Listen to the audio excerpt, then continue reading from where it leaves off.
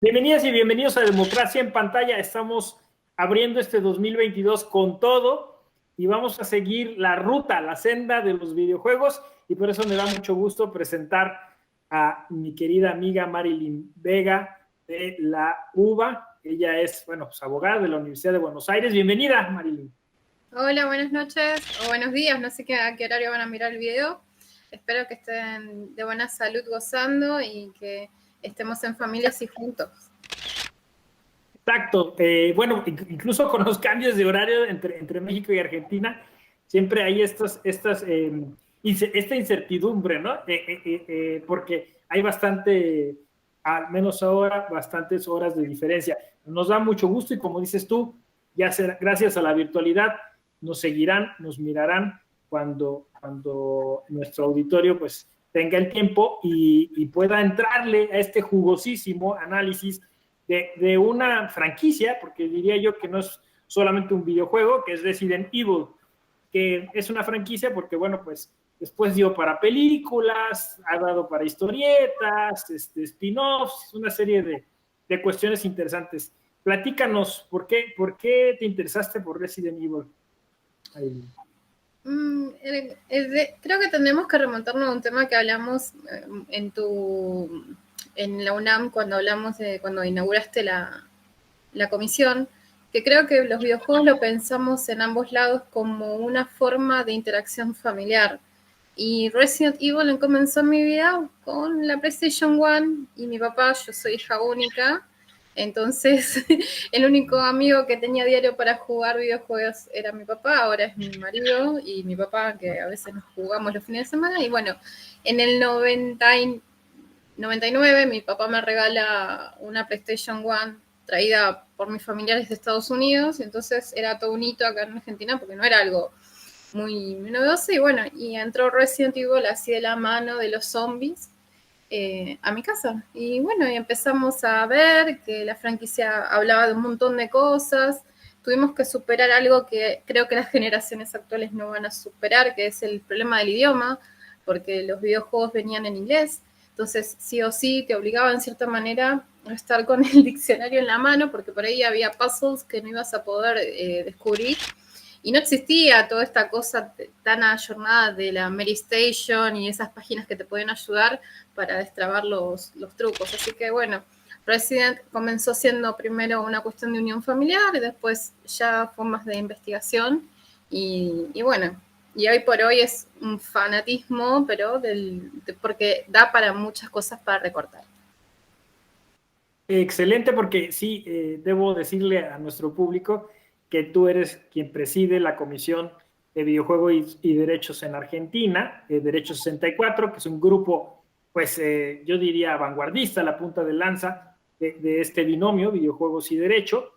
Y claro, entonces, en tu caso, siendo especialista en esta materia, pues es muy relevante que nos recomiendes un juego así. Yo, la verdad, le encuentro muchísimas cosas a Resident Evil, empezando por esta fascinación de una generación por el tema de los zombies, que a mí me parece que tiene que ver mucho con el derecho a propósito de temas como, pues, todo lo que tiene que ver con la migración, como este peligro latente de gente que acecha nuestras fronteras o que está fuera de nuestra casa, el derecho penal del enemigo, todas estas cuestiones que tienen que ver con el miedo y el terror psicológico que algunos gobiernos han impuesto. Y entonces esta idea del distinto, del diferente, que incluso en algunos casos hasta hay la obligación de eliminar, ¿no? Que esa es la cuestión. Y luego el tema de la pandemia, pues viene de plano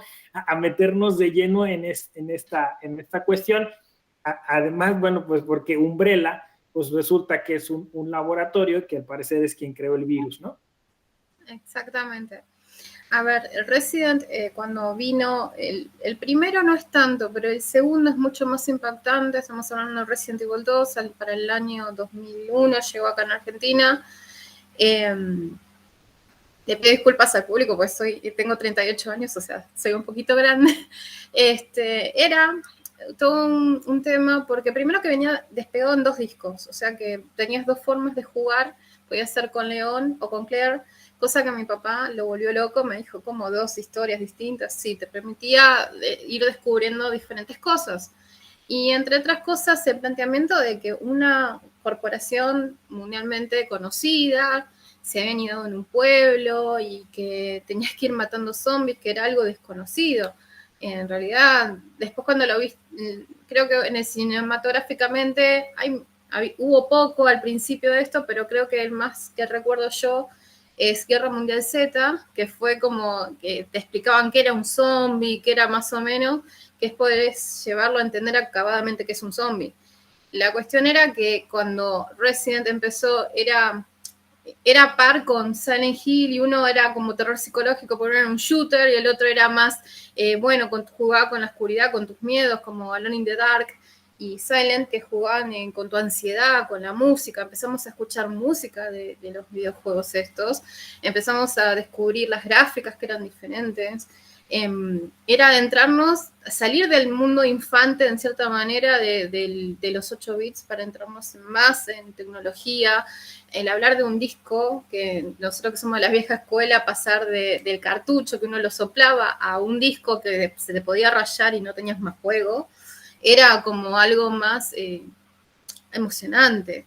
Y no todo el mundo tenía acceso en ese momento a la PlayStation, entonces por eso es lo que yo te digo, se juntaban alrededor de Resident un montón de chicos que venían del colegio y se ponían a jugar con la PlayStation.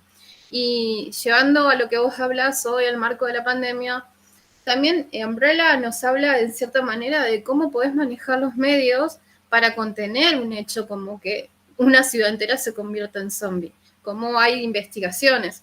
Igual Resident, con su expansión al cine, hizo como que te explicaba cosas que por ahí la parte que tiene tal vez un poco no tan buena es que la historia no la explican acabadamente al usuario, sino tenés que ir investigándolo vos porque querés. Si no jugás la parte shooter y directamente te quedás con que vas pasando la misión, completás las cosas, pero estudiar la historia de cada juego lleva un compromiso al usuario de estar horas y horas jugando, descubriendo trucos, y eso es lo que te va generando una ansiedad para decir, bueno, y ahora ya llegamos al Resident Evil 2, juego Nemesis, juego, juego en tal caso Resident Evil 4 o 4, después Operation Raccoon City. Entonces, querés seguir alimentándote del mundo que te plantea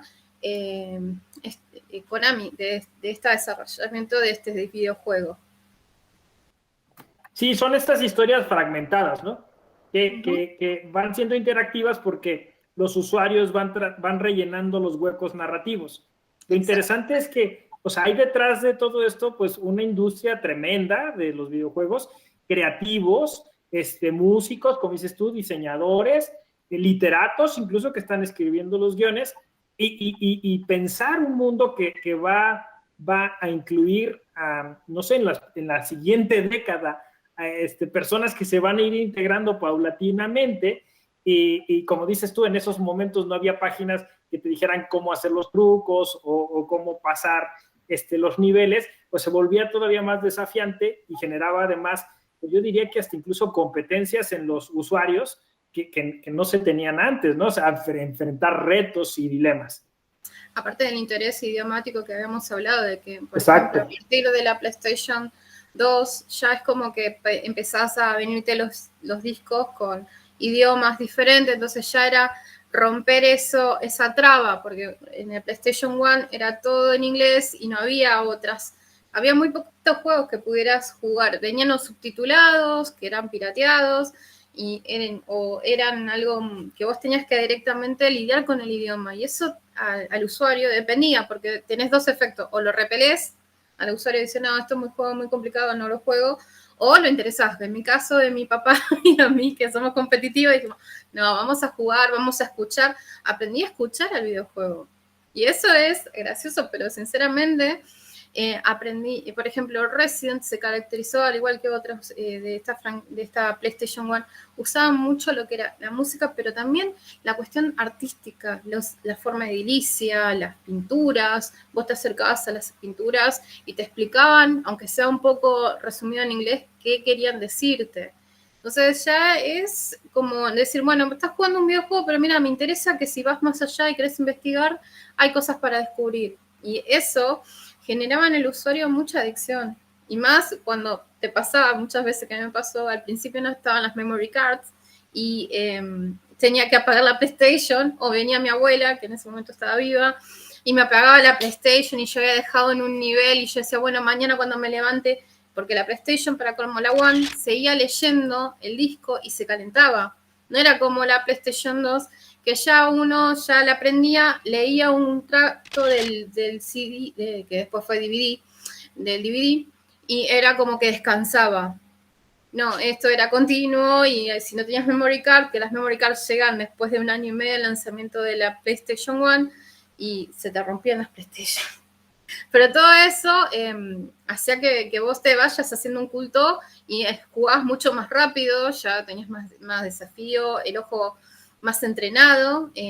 Una de miembro de mi grupo de Derecho 64, que es una psicóloga, habla de las destrezas del usuario, de que afinás la mirada, estás con atención. O sea, hay un montón de beneficios de los videojuegos, aparte de la cuestión de tener recuerdos lindos, porque yo por lo menos cada vez que pienso en Resident, me veo con 16, 17 años jugando con mi papá. O sea, y eso genera muchos lazos importantes si lo sabes cultivar. Yo escucho que vos también jugás con tus niños y que esas cosas generan buena semilla, buen entorno. Aparte te da una buena psiquis, porque necesitamos de jugar videojuegos como para descomprimir toda la tensión diaria del trabajo.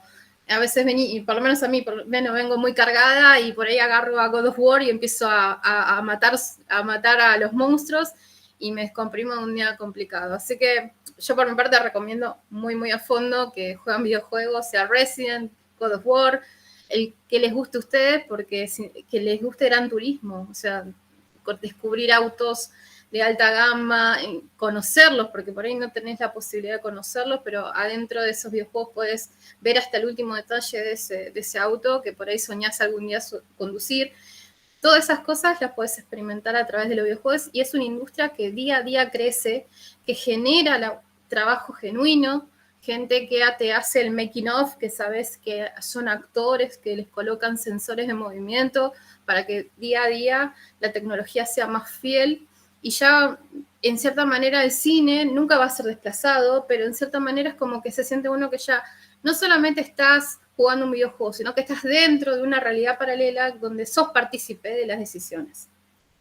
Así que bueno. Sí, así es, o sea, es esa realidad virtual a la que nos acercamos día a día, digo, más allá de lo que ya Zuckerberg anunció, ¿no? Sobre esta nueva aplicación. Pero efectivamente, o sea, nos acercamos más hacia allá y las nuevas generaciones seguramente va a ser algo cotidiano en el que van a empezar a interactuar, a hacer... Y es como toda la cultura popular, o sea, depende si tú tienes las herramientas hermenéuticas para poder aprovechar lo aprovechable y dejar de lado lo que no te favorece, porque claro, hay toda una reticencia de un grupo de la sociedad que piensa que los videojuegos hacen más violenta a la gente y sobre todo estos videojuegos shooter que fomentan el uso de armas y todo eso. Y creo que no, o sea, está demostrado, no sé, está Bowling a Columbine, famoso documental, ¿no? De Michael Moore, pues donde muestra que no hay una relación entre una y otra cosa, pero efectivamente, o sea, si uno junto con sus hijos juega estos videojuegos, atiende a las cuestiones de la narrativa, explica las cosas, yo me parece que puede uno crear ciudadanos críticos, ¿no? No necesariamente lo otro, ¿no? Y sin ser simplistas, Marilyn, este juego trata sobre una conspiración, ¿no? Que es muy propio de nuestros días, ¿no? O sea, no sé, pero o sea, es un elemento de nuestra política actual, de nuestro modelo de comunicación política. O sea, como decías tú, Umbrella incluso tiene estrategias mediáticas, no sé. Entonces, ¿cómo es que tú ves que esto sí, o sea, podría analizarse o sirve para, pues, para esta cuestión de la política contemporánea, ¿no? Donde siempre está presente, pues, un halo de incertidumbre desde la ciudadanía, de que las instituciones a veces esconden bajo el tapete las cosas que no quieren que sepamos, ¿no? Bueno, tenemos varias variantes. Tenemos las teorías conspiranoicas que van a decir que, así como si hiciéramos un paralelo histórico, podríamos decir que no sabremos fehacientemente cuánta gente falleció en el Holocausto, porque siempre va a haber alguien que va a decir, no, fueron tantos millones y tantos otros. O también, por ejemplo, si hacemos un paralelismo en la pandemia Resident, es cómo China contuvo en cierta manera los medios, como para que al principio, no ahora, saliera este tema del coronavirus, porque era algo más local. Entonces, después cuando se hizo global, bueno, ya no hubo manera. Pero yo creo que los medios sí pueden ser en cierta manera controlados, pero el problema que tienen ahora los gobiernos es que cualquier persona es periodista. ¿A qué refiero esto? Todo el mundo tiene acceso a Internet. Entonces, en cierta manera, si hubiera sido algo así como conspiranoico, realmente este paralelismo con Resident, digosis, que en China se hizo este virus y se largó al mundo, alguien ya lo hubiera documentado y ya lo hubiera mandado, porque hoy por hoy, hoy vos mandas archivos, música, documentos, e incluso tu vida personal está en un celular. La ONU nos declaró que la Internet, el acceso a Internet, desde el 2011 es un derecho humano. Imagínate de cómo imaginan que el ser humano no puede vivir y sobreexistir sin un acceso a Internet. Y es la libertad de expresión y entre otras cosas que hacen que justamente estas teorías conspiranoicas tengan fuerza mucho en plataformas. Pero la verdad es que, por ejemplo, en otro paralelismo que te hago, cuando hubo los movimientos en Colombia, yo me enteré muchas veces de esas cosas por plataformas como TikTok, que son para videos, recetas y demás, y ahí se estaba contando de que estaban desapareciendo también a personas. Entonces, hoy por hoy, contener un hecho de esta magnitud sería para mí, en mis términos, un poco fantasioso. Pero si vamos al mundo de Umbrella Corporation, ellos sí tienen comprado el mundo, pues tienen sedes alrededor del mundo, tienen a políticos, tienen la plata y saben cómo adentrarse en una sociedad, cómo se adentran y haciendo acción comunal, que acá le decimos en Argentina. Acción comunal implica adentrarte en la actividad de los municipios y preguntar a un pueblo qué le hace falta. Que son las pavimentaciones, el agua, sociedades de fomentos, museos. Es y la introducción de activos de una empresa, incluso dar trabajo a la sociedad de ese, que eso es lo que marcó el inicio en Raccoon City. Raccoon City era una ciudad que estaba en medio de la nada en Estados Unidos, estaba mal económicamente.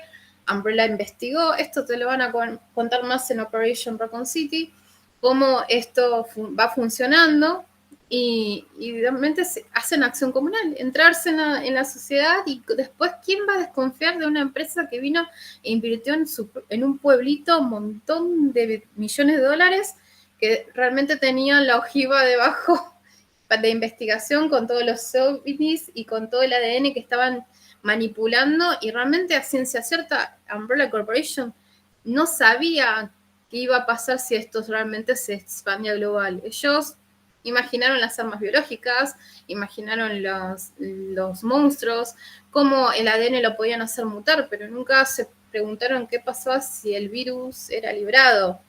Por eso después, cinematográficamente, va a venir el Resident Evil, que ya me olvidé qué número es, creo que también es 6, la película, donde está esta chica.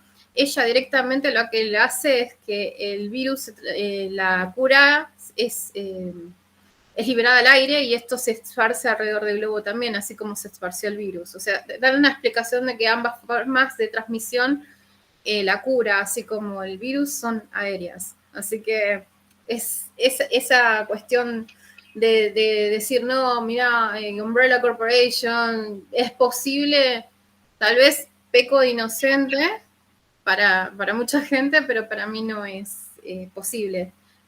pero nos ofrece el mundo del espionaje que hablamos en tu convención de Ada Wong, que no sé si te acordás de ella, sí. Y que hace el espionaje industrial y que hace traslado de material para un lado para el otro, porque varias competencias tiene Umbrella Corporation, no es la única que hace este tipo de actividad de diseño de armas biológicas, que esa era su principal actividad, y después fue farmacología y, bueno, esto de acción comunal.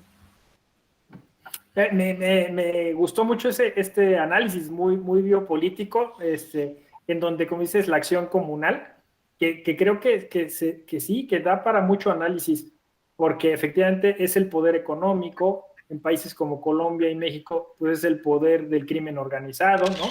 Que llega y también se mete en las comunidades, quizá genera mejoras o a veces genera mucho miedo y mucho terror, pero va haciendo que se modifique y parece como que fueran una especie de, ¿cómo diría?, pues de elementos antiestatales o paraestatales, ¿no? Que están ahí presentes y que pueden influir en la política, que pueden influir en la toma de decisiones y como dices tú, sin caer quizá en una interpretación conspiranoica, sí en un análisis un poco más realista, pues estos factores reales del poder efectivamente están ahí presentes, ¿no? Y a propósito que decías tú de esta saga cinematográfica que tiene una protagonista mujer, claro que habría que tocar el tema de esta heroína, Claire, ¿no? O sea, es uno de estos primeros videojuegos donde uno puede optar por ser un personaje femenino y el personaje femenino lleva el liderazgo y lleva la narrativa, ¿no? Es muy interesante, ¿no? ¿Qué te parece esto, ¿no? De las mujeres dentro del contexto de Resident Evil? También habíamos planteado en tu evento de la UNAM el tema de la mujer, cómo puede estar vista también no solo como una heroína, sino como una antiheroína, y sacándola de esta postura de la chica que tiene que ser siempre rescatada por un chico. Claire fue la primera mujer, es cierto, me hizo admirarla. De hecho, me había cortado el cabello como ella en ese momento. Tenía yo el pelo muy largo y me lo corté como ella lo tenía y realmente me hizo plantearme una visión de decir, no, bueno, no tengo que esperar que un varón me venga a rescatar, sino también un poco a investigar, porque ella era fuerte, imagínate, que es una chica que llega a una ciudad buscando a su hermano Chris, y no lo encuentra y se encuentra con zombies, o sea, es una cosa que uno, bueno, lo dice, es el mundo de la fantasía, pero realmente si lo pudiéramos ver en vivo, cosa que aspiro a no ver, sería terrible, porque eso no tienen, según lo que explica Resident, no tienen alma, no tienen nada, solamente un sentido básico que es el alimentarse, y que te persiguen y encima tienen mucha fuerza. Y entonces esa chica que aprende a disparar, aprende a usar una ballesta, creo que es la primera arma que ella maneja, después va sofisticándose y realmente descubrir este mundo raro que es adentrarse en un laboratorio, que es la fase final, y encontrarse con un ser casi angelical, con una banda sonora de atrás que parece medio que te da un poco de impresión cuando sos chico. Y enfrentándose a ese peligro. Pero me demostró que hay varios. Y también Ada Wong, que va y engaña a este chico León, que es re bueno. Es re buena persona, recién llegado, policía, no estaba dado de alta ahí. Él quería formar parte del Team Stars. Tampoco, y ella le dice que vino a buscar un novio, y en realidad era una chica que hacía espionaje industrial. O sea, que había engañado a un laboratorista para tener un romance, y después termina dándose cuenta de que León, que ella, en realidad León no se da cuenta que ella sigue viva hasta para Resident Evil 4, cosa que habíamos hablado también de que la existencia de Ada Wong depende mucho de que esté León. Si el León no está, ella no aparece. Y lo único que podés hacer, que era lo que pasaba en Resident Evil 4, que cuando pasabas el juego podías jugar Operation Ada. Y ahí te enterabas más o menos cómo realmente ella pensaba, qué pensaba, y hasta de cierta manera veíamos que ella hacía a su conveniencia. No era muy fiel a su jefe y muchas veces lo ayudó a León a escapar, Creo que fue también en Resident 2 y en Resident Evil 4 y en Resident Evil 6 también lo ayuda a Leon a escapar de los mercenarios que lo querían asesinar, aún a riesgo de ella terminar asesinada. Pero bueno, son determinaciones que vas tomando vos cuando vas jugando su misión. Y fíjate, al final de cuentas, y no lo había yo también, no me había percatado, al final los videojuegos también hablan de eso, de tomar decisiones, ¿no? Como sucede en el derecho muchas veces, tomar decisiones correctas. Pues Marin, se nos fue el tiempo rapidísimo. Yo te agradezco y antes de darte por último la palabra, pues quiero decirle al público que nos sigue que pueda también seguir un poco la actividad que tienen ustedes en Derecho 64 en la Universidad de Buenos Aires, los congresos, las publicaciones que se van relacionando, porque es muy, muy interesante. Como también ya anunciaste, bueno, México ahora tiene el ex-Mexbox, ¿no? Que es un grupo que a raíz de lo que ustedes hicieron, pues, se creó y bueno, pues agradecerte mucho tu tiempo y tus reflexiones. Adelante, Marilyn. No, mi agradecimiento es muy grande para vos por el tema de que resulta que vos viniste al lanzamiento de nuestro equipo, que lo nuestro nació en una charla. Pensar el derecho así como la vida en cofres o cajas cuadradas que no tienen conexión es algo triste, porque el derecho es algo que muta, vive y está en todos nosotros. Lo podés encontrar en un videojuego, en tu vida, hablando con un amigo, hacerte planteamientos. O sea, el pensar constantemente genera buenas energías, buenos intercambios. Y creo que Derecho 64, como en Xbox, también tienen ese planteamiento de decir, bueno, ahora tenemos derecho, tenés conocimiento, bueno, aparte de un caso, ¿qué podemos resolver? ¿Qué podemos pensar? Esto lo de, por ejemplo, de pensar el derecho solamente en materia de enseñar conceptos, ya quedó obsoleto, porque hoy tenemos que dejar pasar la visión de una generación futura. Por ejemplo, yo ya no le puedo ir a hablar a un alumno de Roma de una manera estanca. Hoy por hoy juegan videojuegos con Imperio Romano, conocen ya el Imperio mejor que yo. No, tampoco puedo pretender que un alumno me repita un concepto de memoria, porque no le dejo la parte de su creatividad. Aunque esté en concepto base, después todo lo demás está en materia digital y en páginas y ya se van a equivocar y lo van a aprender. Eso es lo que aprendimos mucho aprendimos también en este congreso de la UNAM. Aprendimos que el feminismo puede nacer de cosas pequeñas, no tienen que ser tampoco grandes movimientos, pero lo aprendimos, por ejemplo, con una de las presentaciones que las chicas habló de que no siempre la fea es la malvada. Puede haber malvadas bonitas. Ada Wong es una de ellas. Te agradezco mucho por el espacio, por la paciencia. Y bueno, los esperamos y anhelamos que puedan adentrarse al mundo del derecho, enloquezcan. Los videojuegos son hermosos. Vivan en familia y cuídense mucho con las variantes que están viniendo. Pero después le veremos la pregunta a Umbrella Corporation cuándo nos va a mandar el virus, la cura aérea, así nos podemos curar todos. Muchas gracias. Esto, así, ojalá, así sea. Pues me dio mucho gusto, te agradezco y agradezco a nuestro auditorio. Bueno, pues esto fue Democracia en Pantalla. Dale inclusión a tu emoción, democratiza lo que miras. A la próxima. Nos vemos.